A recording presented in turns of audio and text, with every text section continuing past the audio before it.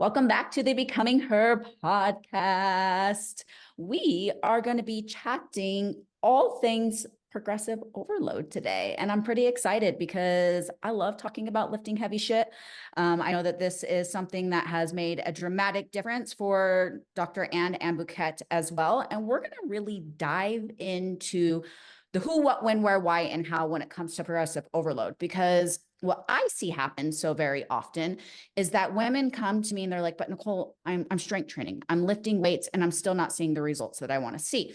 And I'm going to go off the assumption that your nutrition's in check, right? Because your nutrition is always going to drive the show. But if your nutrition's in check and you're not seeing the results from strength training that you're looking to see, there's a few reasons as to why that's typically the case. And that's what I want to dive into.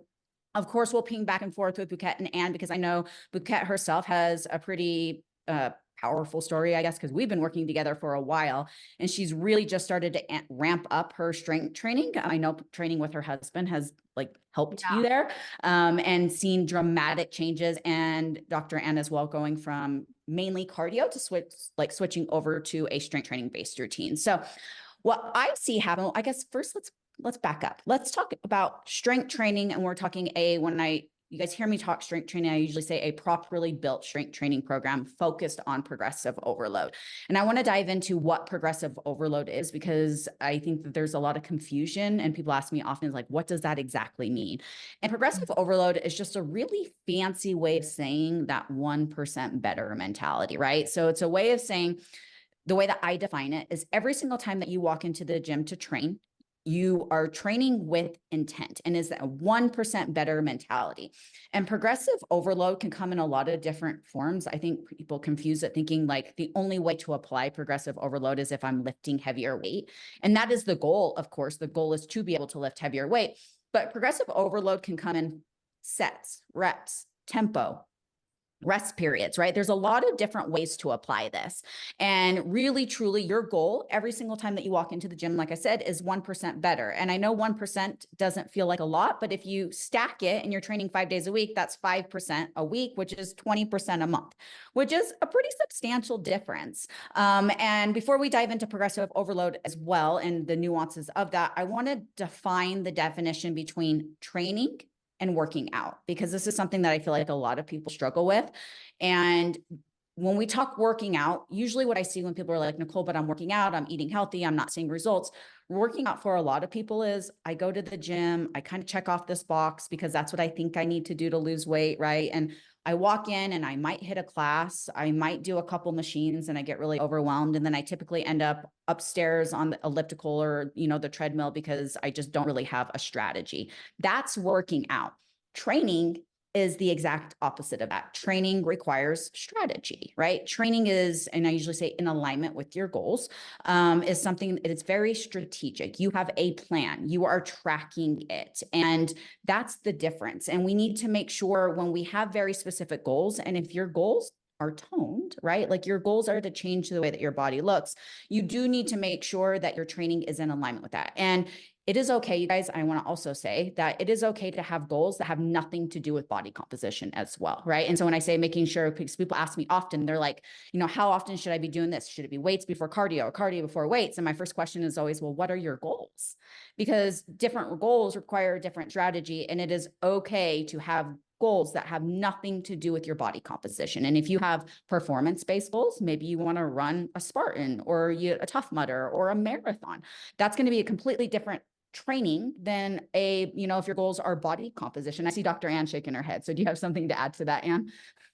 Yeah, just as you were talking, because I've run Tough Mudders and done half marathons. I hated running the whole time, but I love the obstacle courses. And what's interesting about that is that is spot on, because I think initially early on when I was even training for those, I kind of thought, well, I'm just going to run as many miles as I can, and you realize real fast that not only gets really old, but it's overly taxing and exhausting. There's not a strategy to it, and I'd say that in getting a coach in, on your team, and having someone else even provide me the structure of what I needed. Mm-hmm. And I was using apps. I thought I was doing a great job, right? I was working out on a consistent basis. And the second someone just pushed me, who just knew more than I did. I'd say I'm not even going to say slightly more because I knew a lot more than I did about what I needed to do with my body.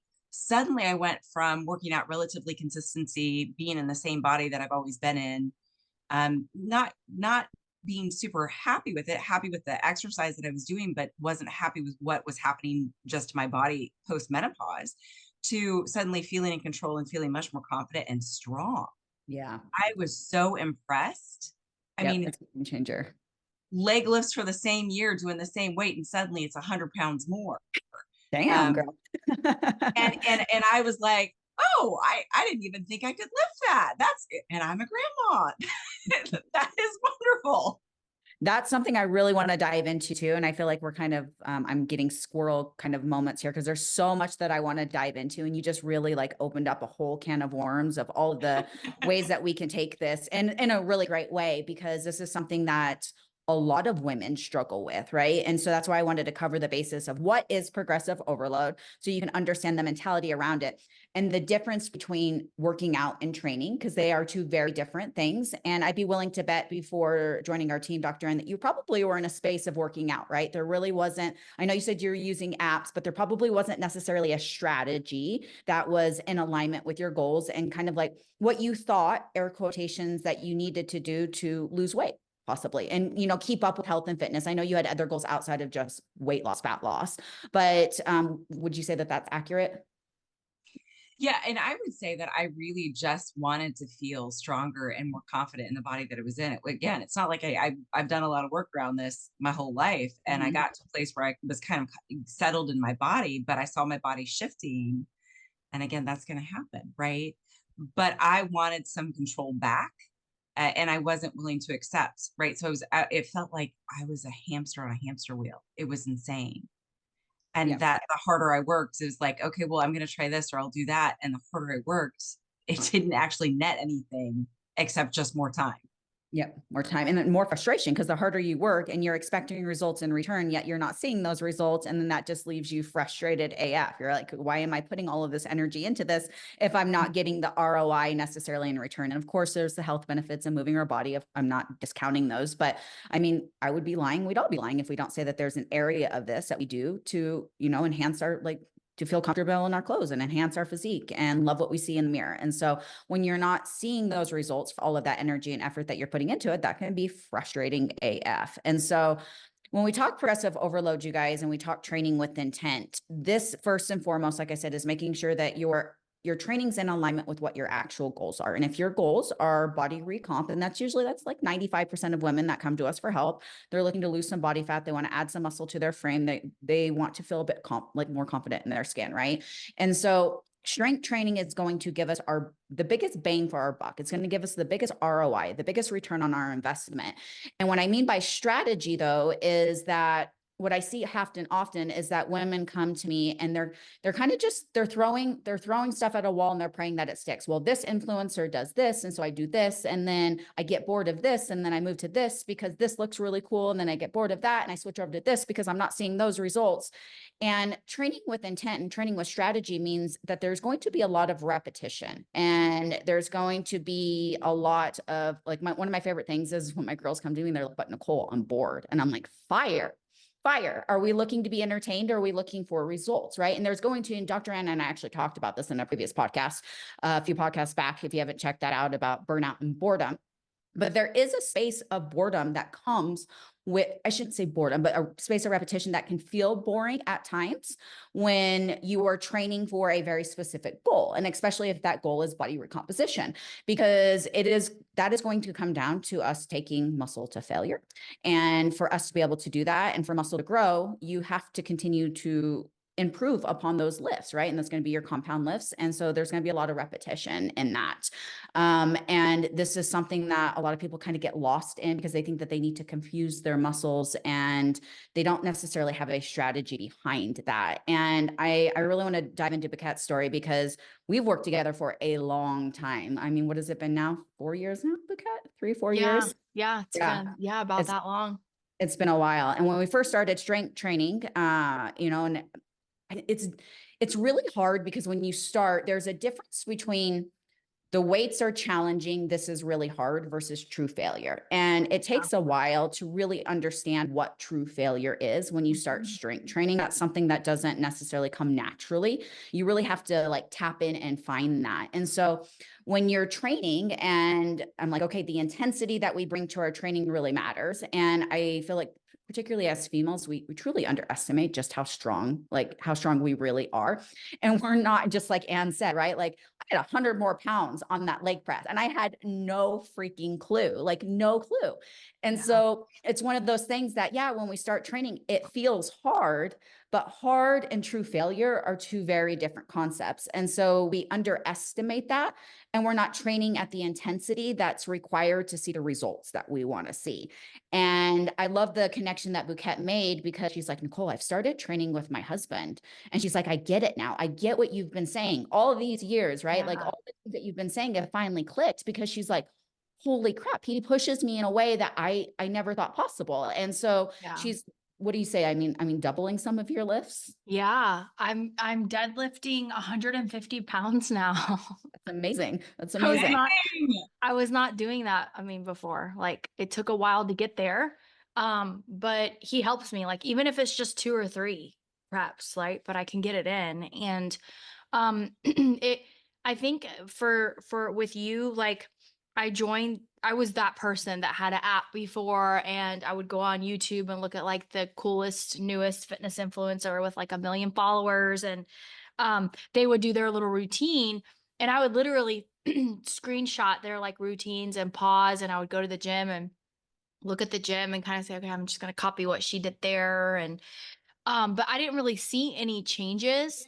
And then when I started working with you, it was very boring in a good way. This is what you're going to Regimented. do, and I want you to push yourself. But and I did a lot, and my body changed. Like I grew my booty, and it's still growing, and like my legs are firmer and my arms are firm. But I started lifting with my husband like 3 months ago, and literally just 2 days a week with him, and then 1 or 2 days on my own. But those 2 days, Saturday and Sundays, he really pushed me. Like he really, really pushed me.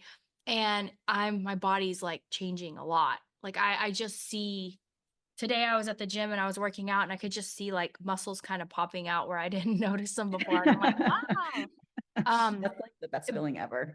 Yes, but I think it just like, I think I messaged you that day, and I'm like, oh my gosh, I really get it now. Train to failure like really makes sense. Like you really should be tired as crap, can't do another one, and then okay, that's, and now I'm just like picking up the plates, like the 35, 45. I'm just like easy, like it's like easy. I'm like, whoa, like I'm strong, but it feels good. I do believe that it takes time. I think that like working with you, it's taken me years. And the beauty of that is you're not just lifting weights for 6 months for a competition and you're done. It's for life. So I think everybody, probably even you, being that you've been training for so long, you probably still have moments of, oh, this is different or this is new, because you never stop learning. But yeah, I'm very happy with pushing myself to failure. And now when my husband's not there, I do that. Like I try to act like he's there, and I'm like, okay, he would say, do another one. No, that's a really great point. And so I want to give our listeners some cues to really work off of. And then I want to dive in with Dr. Ann on the mental side of this, because I know there can be a lot of roadblocks overcoming some of these things. I'd be curious how you work through some of these things with your clients, Ann. But some really solid rules of thumb that I give. And if you guys are still confused about the progressive overload concept, shoot me a message over on one of my social media profiles, my Instagram, TikTok, Facebook, whatever like suits your fancy. But I did a whole training in and around progressive overload, all the terms that we use for it and the lingo and whatnot that really dive deep into those individual nuances. Here, I really want to talk about the powerful space of like how we implement it. So if you want a copy of that and more of the lingo, and like I said, just the nuances behind that, shoot me a message and I'll send you a copy of that for completely free. But when some like good rule of thumbs that you can use when you're training is how I explain it to my clients is the last 2 reps of whatever it is that you're training, squats, presses, whatever movement is, needs to be a struggle. It needs to be a challenge. And usually what I say is curse my name underneath your breath, whatever you need to do, those last 2 reps they hurt in a good way, right? Like, holy crap, I'm not sure if I'm going to be able to get this up kind of concept with proper form. And form's one of those things that we master over time. That's going to take some putting some reps into it, you guys, but they need to be a challenge. And it's one of those things, if you are just throwing the weight around and you're like, okay, what's the big deal? It's not heavy enough. And the amount of women are like, but Nicole, and like, I get a lot of resistance sometimes of swapping out more strength training than cardio.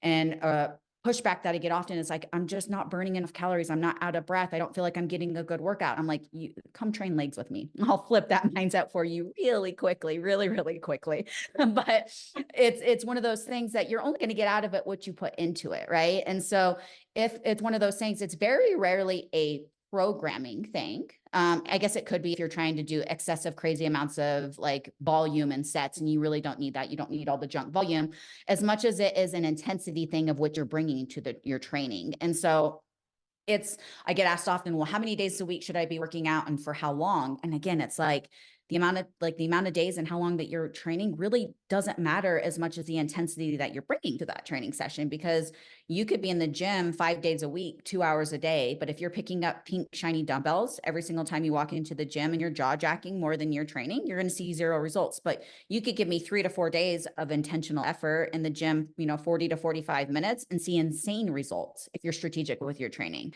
And so that's something that is, I think, a mental hurdle for a lot of people, because I feel like for a lot of people, it's okay, I need to be in the gym 5 days a week, an hour and a half a day. And if I do that, if I commit to that and I check off that box, then I'll see the results. And so that's really what I want to dive into with Dr. Ann, because this is something that it takes its intensity over obviously volume, but it's a completely different headspace of which we're operating from, because now it becomes more intentional and it's not just what we're doing to chase a result. And so dive in, Ann, because I see you shaking your head. Yeah, and what's the word that I was thinking of as you were talking is the space of where I think a lot of us unfortunately find ourselves, which is more compulsive types of exercise. So that's that experience where like I'm literally dreading this. There's nothing I get out of it. That I don't enjoy this anymore. And also it doesn't seem to be doing anything for me. But again, I feel like a hamster on a wheel. If I stop doing this, I'm going to gain weight because I'm not burning the same number of calories. And this is the only thing that I know to do. So I'm going to just keep doing it. Now, I also want to comment that there are those of us, and I was in this category of, I was doing lots of cardio because I love cardio, thought it was like really my jam. I grew up as a swimmer. And so for me, it was about getting out and getting in the country. But then I also noticed my body shifting and it didn't make any sense. So I'm like, why am I gaining weight when I'm riding 100 miles a week and loving life and doing everything? Like I'm not overeating and not like, and it just didn't make any sense for me. And so we've got to get out of the space of that compulsive, I think it's our diet, like it's just the diet industry and all it sold us on, right? But we've got to get out of this space of just simply, I almost hate hearing myself say this out loud, because I can hear my friends who are dietitians like gasp in the background. Calories in versus calories out. Yes, the calories matter. Okay, I said it. The calories do matter. Yes, please don't go and eat 5,000 calories and go strength train and say, Nicole, it's not working. And the idea behind what it is that we're actually trying to accomplish, look better, feel more confident, feel stronger. We're chasing some magical numbers out there that are honestly, quite frankly, unicorns. Yeah, your MyFitnessPal or your my what is it, the MAPS ride, that kind of stuff. My RUM or whatever. Yeah. You burned 10,000 calories today because you did this, really intense. That's highly inaccurate. Even your watch is going to be inaccurate. And so the calories may or may not be that accurate. They may not be that real. And so a lot of what we're actually doing when we're learning how to do something new, especially going slower, like that to me, when my coach, when I was talking with her about this, I was like, why do I need a minute and a half rest between these stupid reps? And, and I was one of the, and I thought I was doing good weights, right? Poor form, good weight. And so I was, like jacking them out as fast as I could, getting done in 20 minutes, thinking that was the goal. And all right, I felt kind of winded. That almost felt like one of my rides. And it was a completely backwards process, because it's really more quality Mhm. over fast, over speed.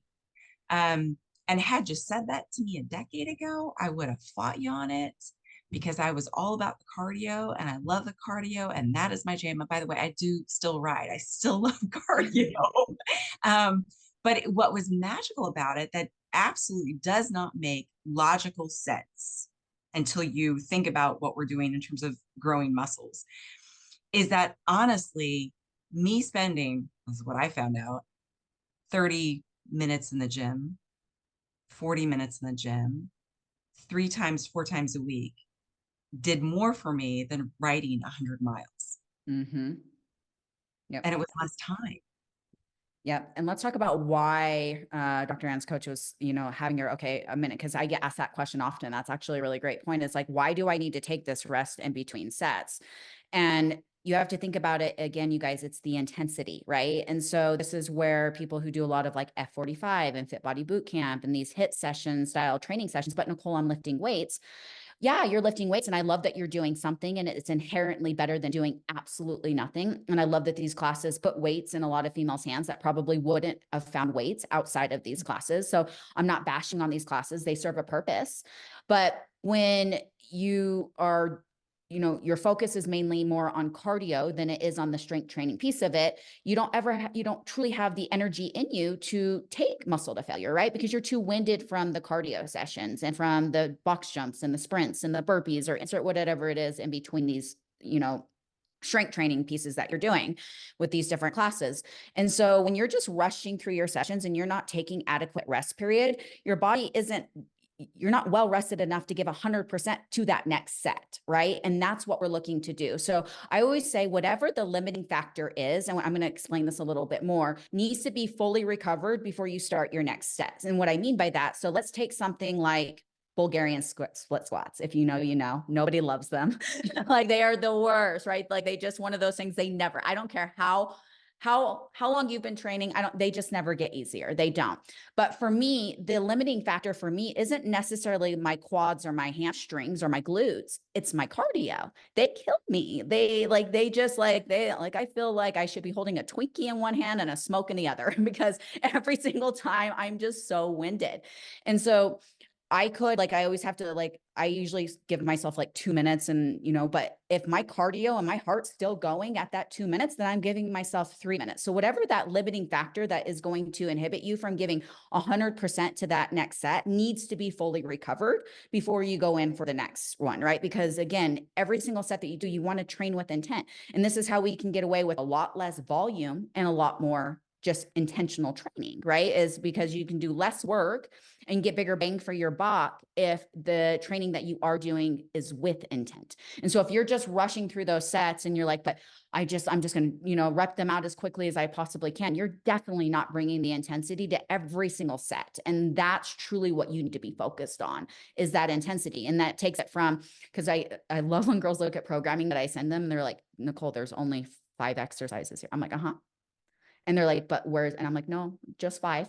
And they're like, but, and they can't grasp it. And I'm like, I want you to give me 100% to every single rep that you push within these 5 exercises. You get done and tell me that it's still not enough. And then we can talk. Right. But it is a completely different mentality than, oh, I'm used to doing 7, 8, 9, 10 different exercises that have 10, 15 reps per exercise kind of thing. And that's what, the definition of quote unquote junk volume. And so it's not how often or how long you're in the gym. It's not, you know what I mean? How many sets and how many reps, it's the intensity of which that you bring to your training. And there's just so much power to that. When that clicks, that's the game changer. I see Bacat shaking your head. Do you have anything to say there?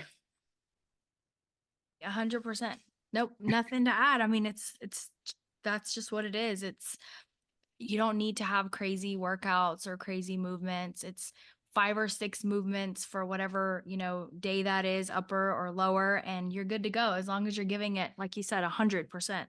I think that's the difference. And then being patient with yourself and giving it time, because it does take time to build muscle. But what Anne was talking about when she said she hit menopause, cardio wasn't doing it anymore. It's because we do naturally become more insulin resistant. And if we add muscle to our frame, then that helps reverse some of Mhm. that naturally. So it speeds up your metabolism. You utilize carbohydrates much easier, goes into the muscle where it belongs. So that's probably why things changed for you. And as you probably started changing your body composition because you added muscle and the muscle did things to your metabolism.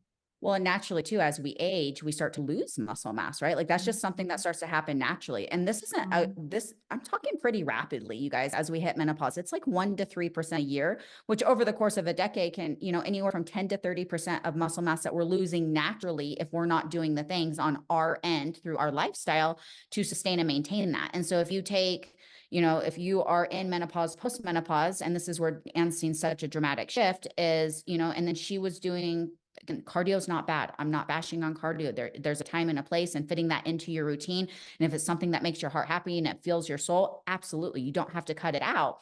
But that was her main focus. And so that's where she was struggling, is naturally you start to lose. And then she's doing activity that leads to, because cardio it's catabolic. It's just what it is, especially if you're not eating enough food and you're not getting in enough protein.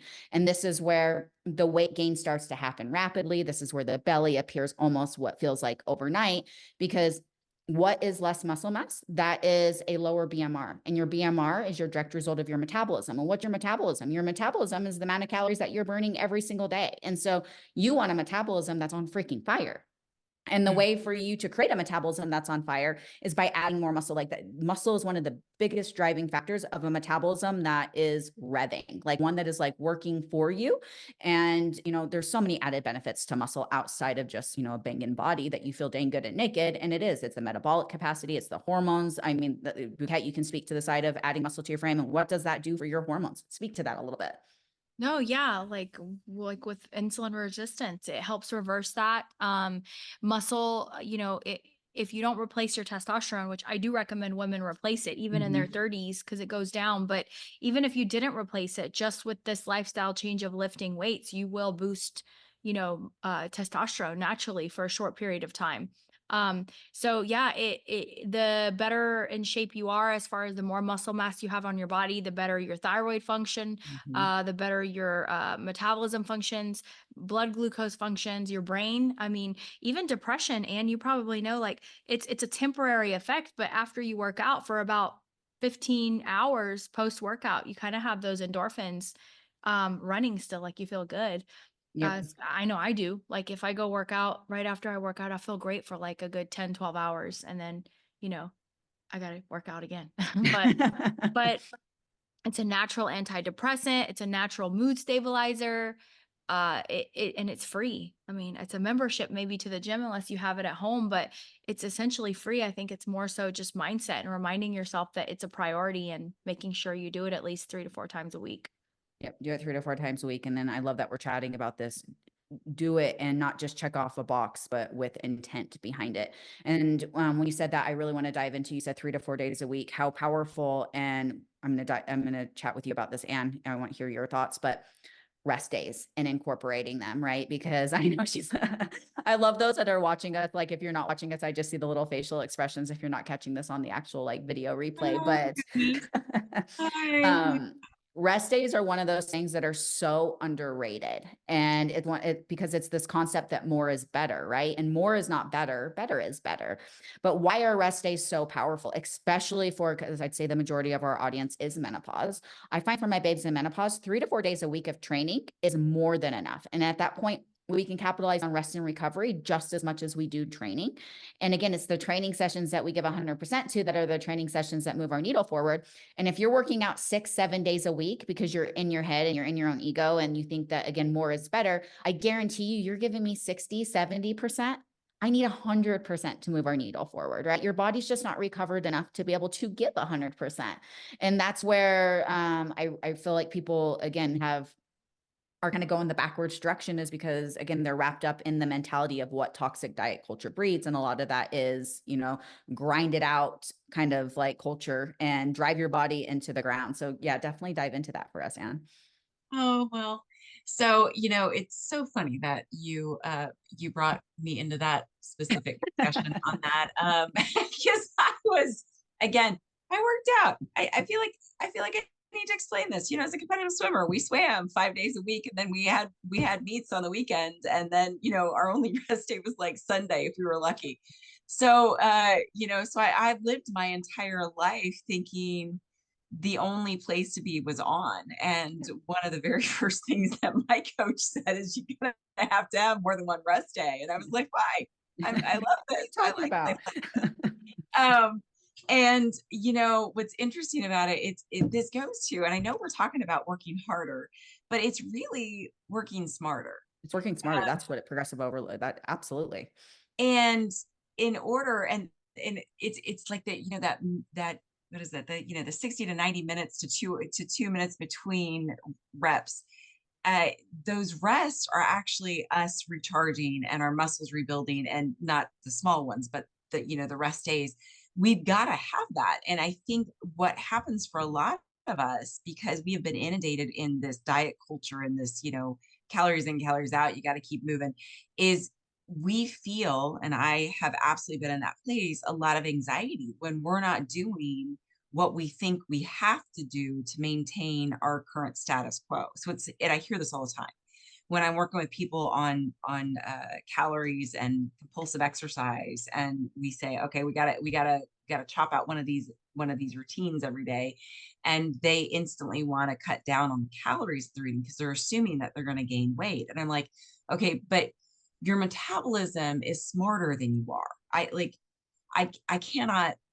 Our bodies are so incredibly wired for survival that with you working out extra and not eating enough, your body just lowers that resting metabolic rate. And we think we're going to outsmart it by cutting those calories again. Nope. No, no, no. Our body is going to get the last word on that again. You're just going to eat less and be more miserable while working out. Our bodies become really efficient. And I know that sounds cool. We don't want to be efficient in this place, right? Like we want to be a lot less efficient, meaning that we just start to the more cardio you do, the more you have to do to burn the same amount of calories. Like you do not want an efficient metabolism at that point. You want a very inefficient metabolism. So. And it really, a lot of this program is a huge leap of faith. And, going into it and even hearing the number of calories that I should be eating. I mean, I work with eating disorders for a living. I've managed my own eating disorder. Like I'm on the other side, darn it. And when I was told I needed to eat more calories, I mean, initially I was like, yay. And then another part of me was like, no, I can't do that. I'm already eating this, and I don't feel good here. Why would I want to do more? And now I'm eating more than I was even when I began, and they increased my calories because my muscle mass has increased so much. Mhm. And I'm loving it. Like I literally, like, my body just, I'm loving it. I have so much more energy at the gym. And now you couldn't pry those rest days out of my fingers. Like, it's like, I got to have a rest day. I can't go tomorrow. I've already had a couple good days. I'm going to chill tomorrow. I'm going to take a walk with the dogs. That'll be the amount of exercise I get for the day. But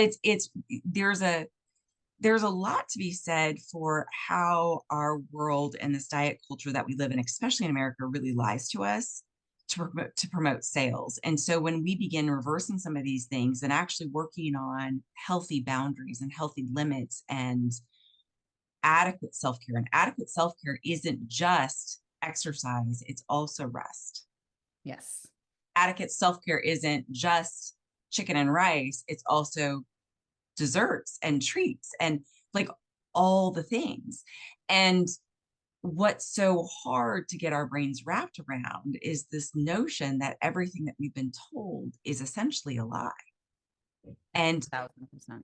we want to say it's real because they have proof that they did it. They have proof of other people doing it. Look, you can lose weight if you stop eating all your carbohydrates, or you go on the carnivore diet, or you work out 90 times in 90 days.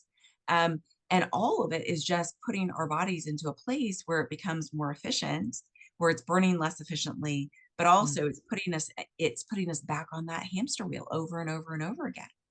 And this is why adding muscle to your frame is so important, ladies, because the more muscle you have to your frame, I really want to dive into a concept that you were just talking about, Anne. And it's this idea that, again, we feel like we have to be in the gym 6 days a week and how important rest and recovery is. But and I don't mean this to say like, oh, I want you to try and do as little as you possibly can, but I'm in a phase of my journey, and I'm going to tie this and bring it all full circle, that I'm literally, with everything that I have on my plate, it's just a completely different space for me. And it's something I've never experienced. And I'm honestly working through some of the feelings that come up with this as well. But I'm truly in a place where I'm doing as little as I possibly can to maintain my physique. And I've never been in this space because like it's always just been my number one and my only priority. I didn't care what was going on. Like, buildings could be burning down and I'm in the gym like that. That's the space I was in for a really, I shouldn't say always, but that's the space I was in for a really long time. And now, nobody ever preps you for entrepreneurship and all the things that go into that. And I'm just in a place now where, like I said, I have things that take a bigger priority in my life right now. And so I'm in a space where I'm training 3 days a week. I am doing as little as I said I can right now to maintain my physique, but there's so much power to when you add muscle to your frame. It takes so much less than what you ever think it does to sustain and maintain, right? And that is liberating when life lives. And let's be honest, life always be lifing and things pop up. And now I'm in a place where I can train 3 days a week and sustain and maintain my physique just fine. I'm in a place right now where I'm training 3 days a week. I'm eating 23 to 2,400 calories a day.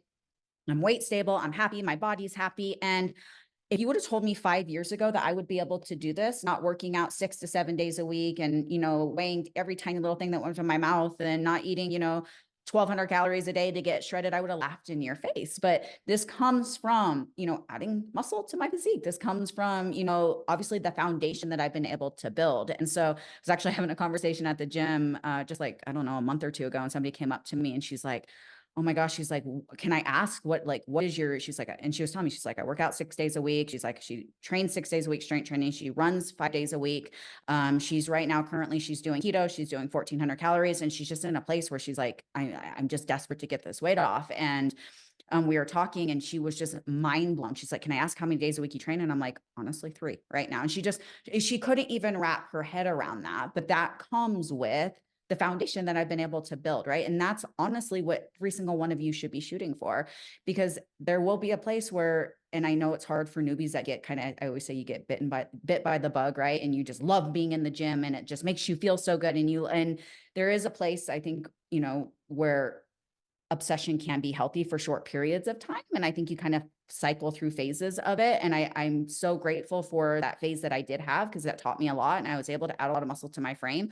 But when it comes full circle and you realize, like, because of this foundation that I was able to build, I'm in a place now where I'm really reaping the rewards of that.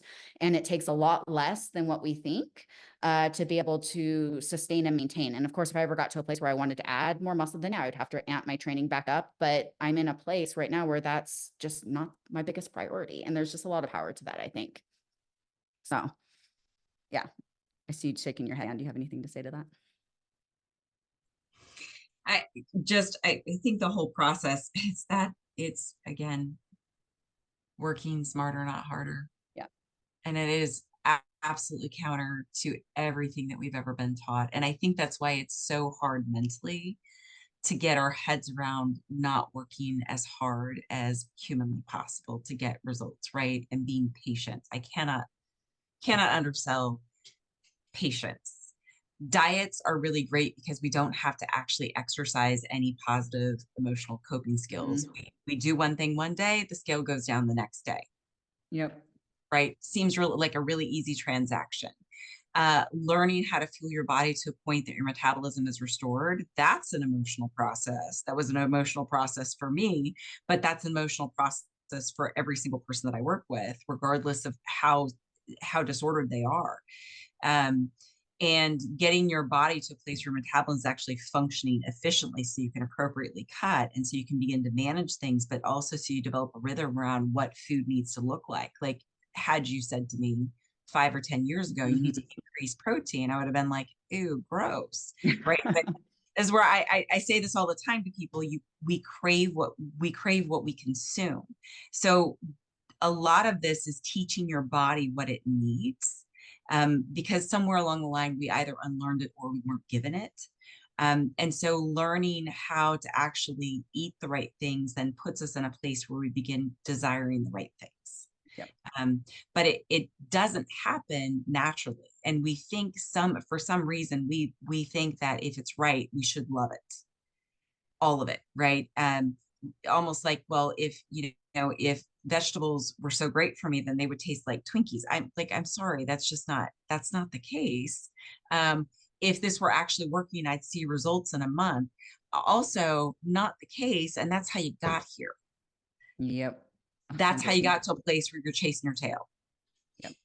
And there's so much power to all of this wrapping into. And I love when we have all three of us together because we each serve a purpose. And, I'm over here talking about training and the intensity of your training and training with intent and a strategy. And then you have Bouquet here when all of those things are in check, the hormone side of it, how much more optimized your hormones are when that piece of it's together. Right. And so, like you said, we naturally start to become insulin resistant and we get to a place where we can lower cortisol. And when stressors are lower and we're sleeping better and our digestion's better and all of those things, it's so interconnected. And then when we start to feel the effects of that, then the mindset piece is usually the last piece that comes into play after, because sometimes the belief comes after the evidence. It's really hard to believe that you can eat less and move more and see results, right? And it's one of those things, like even Anne's like, I've had my own journey. And even now I'm like, I get to eat this much. And I'm working out 3 to 4 days a week in the gym at 40 minutes a day. And I was riding my bike for 100 miles at a time. And I'm, seeing better results physically than I was. It's really hard to sometimes believe that. And it's one of those, you don't necessarily believe it until you see it. And the belief is going to come after the evidence, but you're only going to reap the rewards and the evidence if you put the action into it. So, Yep. yeah, That's true. it is all so interconnected. Yeah. It's one of those things that it's just, and that's why I love having all three of us together, just because there's so much power to all of these things. You guys have anything to wrap up here? No, I think it's great. I mean, progressive overload, pushing yourself to failure, having your mindset on point, your food on point, your protein, and then, having someone to guide you because it's hard. You can fall off track easy if you don't have someone holding you accountable. So it's nice to have a coach or someone guiding you for sure. Well, and I think the space of holding accountable is huge, but also the space of kind of like what Anne was leading into. This journey is emotional. And when it's your own journey, it is really hard to add food. Like, I don't know if Anne, if you weren't working with a coach, do you think you honestly would have ever added food and been able to do that and stick to it on your own? Not as much food as I was adding as consistently. And I think all the misinformation and the disinformation, I'm all about people trying what it is that works for you. And at a certain point, you routinely lying to yourself about what it is, what foods that you like and what foods you can live without. Like at a certain point, we just have to face reality. There are certain foods that you don't actually want to live without. And quit trying to convince yourself of that, and yeah, going into the gym, it's super intimidating. I remember the first time I did a deadlift and I was like, I can't do that. And it's absolutely a mind thing. It was like, all right, I'm going to do this. I'm going to do it. I'm going to look stupid. I'm probably going to use the wrong form, but I'm going to do it anyway. And sure enough, fortunately, there were some very kind people at the gym that informed me what I was doing incorrectly. And I was like, oh, thanks. Just figure it out. Yep. And it does. Form comes with, it takes reps, for sure, but form comes with reps. And obviously, having a coach is a huge piece of that too, but it's really emotional when it's your own journey. It's hard to add food when we need to add food. It's hard to take food away when we need to take food away in dieting phases. It's hard to switch up our training programs when we become complacent with things and we're comfortable, right? Because it's all that we know. So all of these things become really hard when it's your own journey to make those decisions on your own. So I do want to mention something that there's an investment piece to a lot of what we do in life. And I am a very firm believer, and I have gotten here through trial and error myself. But I'm a very firm believer in where you put your money is an investment in yourself. So I pay out of pocket for functional medicine because I didn't like what my doctors were telling me. I paid out of pocket for my own therapy because I didn't like what my insurance company was providing for me. I pay out of pocket for coaching. And what I have identified, and yes, that is a luxury to be able to do that. I just want to notice that isn't always reality. And I am not trying to judge people if you can't be there. And what I have discovered is that over the long term, I've spent significantly less money investing short term in people who knew what it was that I needed and really knew a solid program than I did in chasing copays and insurance reimbursements and deductibles and everybody's advice everywhere. And there's so much time that I lost in waiting for what I thought were the right people to tell me the right things. I mean, I can't tell you the number of times I went to the doctor and said, my hormones feel like they're out of whack. Why am I gaining weight? And they just said, yeah, you're older. You're still at Normal. appropriate BMI. This is just kind of what happens. Yep. We can give you some birth control. And I was unwilling to settle for that as an answer because I hated birth control. And fortunately I didn't stop there. Getting testosterone, estrogen, progesterone, love it all. Feel like I'm in my 20s. Like I have so much more energy. It is mind numbing. Is it costly? Yes. And we really honestly have to treat it like an investment in ourselves. Yeah. And I would pay it over and over again. 100%. Keeps you out of the, chronic condition offices. Here's your high blood pressure medicine. Here's your cholesterol medicine.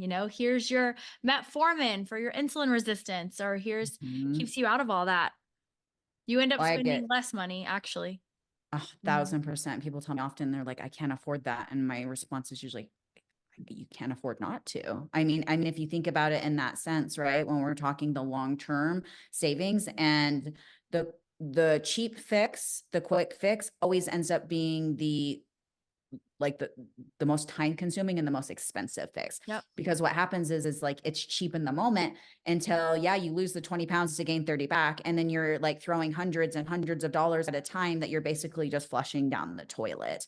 Yep. And at the end of the day, people who pay attention. That's just what it is. And you truly do get what you pay for. You do, when we're talking a very specific skill set. And, really encouraging people who are listening to this, looking to invest, do your research. Make sure that you are, when you are looking into somebody, do they have the social proof? Do they have the transformations? Do they have the testimonials? And this goes on if you're looking for somebody on a hormonal side of it. This is something I preach often, working with somebody who's treating symptoms. They're not treating lab, the reviews, the mental health side of it. Another huge, all of it, it's the same concept in all fields. It really, really is. And this is what I love about having Anne and Bouquet on my team as well, is you do have those resources available to you. And, being able to, Bouquet may not be able to work with everybody because of licensing. Tennessee, same thing with Anne. I'll have my license in Tennessee here soon. Yay. Same thing with Anne, but they can give you and they can educate you on how, what to look for in a provider, what the questions that you should be asking and the things that you should be on the lookout for. And there's a lot of power to that. So I'm so very grateful for the both of you, because I know what you bring to the team is just above and beyond what most coaches offer, but just the level of area and expertise that you guys have like I said, it's above and beyond, and it's priceless. It's quite literally priceless. So honored to be here. It's awesome. Yeah, same. All right. Well, I think we're going to wrap up. I know Anne actually has her call for the team here in a little bit. So she's back to back. She's like, I got it on to my next one. So, but okay, guys. Well, we will see you guys in the next episode. Ciao. If this is helpful, give me a like, follow me, or subscribe for more.